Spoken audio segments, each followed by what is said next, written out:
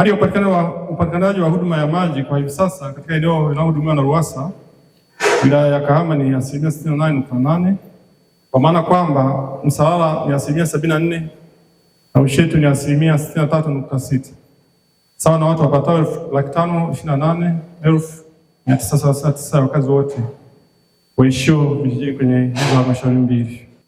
Ili SIBISO ziweze kujiendesha na kutoa huduma endelevu ya maji safi na salama kwa wananchi, zinapaswa kukusanya kikamilifu fedha za matumizi ya maji kutoka kwa wateja wake, na katika kutekeleza hili, katika kipindi cha mwaka wa fedha 2024/2025 SIBISO zote ziliweza kukusanya kiasi cha shilingi bilioni 1.027 sawa na makusanyo ya wastani wa shilingi milioni 85,632,184 na senti 70 kwa mwezi. Kwa mwaka huu wa fedha kuna mabadiliko, kuna ufanisi zaidi unaoongezeka, ambapo kwa kipindi cha kuanzia Julai mpaka tarehe 30 mwezi wa 4 SIBISO zetu zimekusanya bilioni 1,285,467,346 ambao sawa na wastani wa shilingi milioni 128,546,734 kwa mwezi. Katika kipindi cha mwaka 2025/26 RUWASA wilaya ya Kahama kupitia SIBISO imeanza kununua na kufunga dira za malipo ya kabla, prepaid water meters, ambapo hadi sasa jumla ya dira 82 zimenunuliwa na SIBISO 3 kama ifuatavyo: Irogi wamenunua dira 55, Bulyanhulu dira 25 na Fufumo dira 2. Hadi sasa dira 39 tayari zimefungwa kwa wateja. Aidha, dira 50 zipo kwenye hatua za manunuzi. Uwepo wa dira hizi utatatua changamoto ya muda mrefu ya kuwepo kwa malimbikizo ya madeni makubwa ya baadhi ya wateja. Zoezi la kununua na kufunga dira za malipo ya kabla zitakuwa ni endelevu kwa SIBISO zote kwa kuendelea kutenga fedha kwa ajili hiyo kwenye bajeti za kila mwaka. Maeneo yote mnakokuwa mkipeleka maji, yatazameni yale maeneo kwa ukubwa wa kesho, sio kwa wakati huu wa sasa uliopo.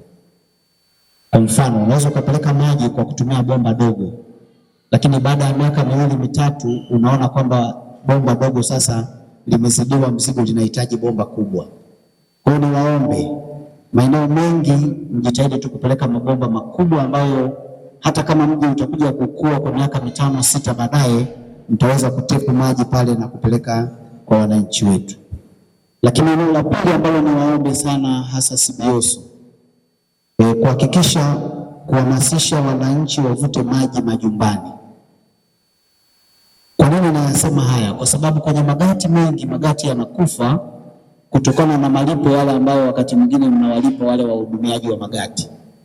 Kwa mfano, kuna maeneo mengine unakuta mlipaji wa gati analipwa 10% ya mauzo.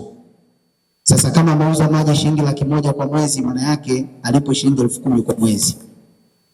Mwisho wa siku unakuta yale makusanyo aliyokusanya yule mtu anakimbia nayo, halipi bili, na matokeo yake gati linakufa.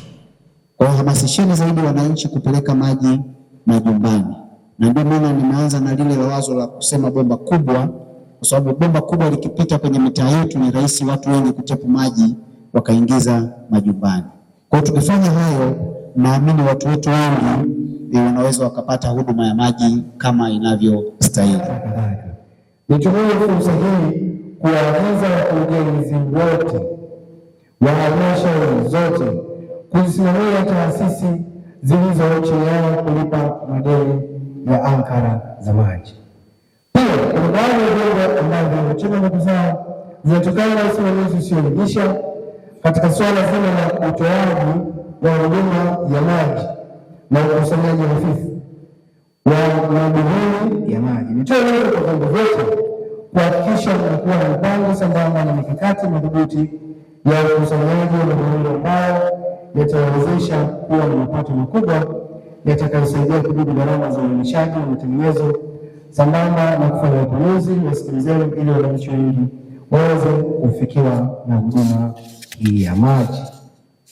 Sote tulipo hapa tuna wajibu mkubwa wa kuhakikisha kuwa skimu zote za maji zilizopo kwa sasa na miradi inayoendelea kujengwa na serikali inakuwa na uwezo wa kujiendesha na inakuwa endelevu, kwa maana ya kukidhi gharama zote za uendeshaji, ikiwa ni pamoja na kulipa mishahara ya watumishi wote, hivyo ni jukumu la vyombo vyote kuhakikisha fedha zinazopatikana kwenye mihimili ya maji zinatumika vizuri kwa ustawi endelevu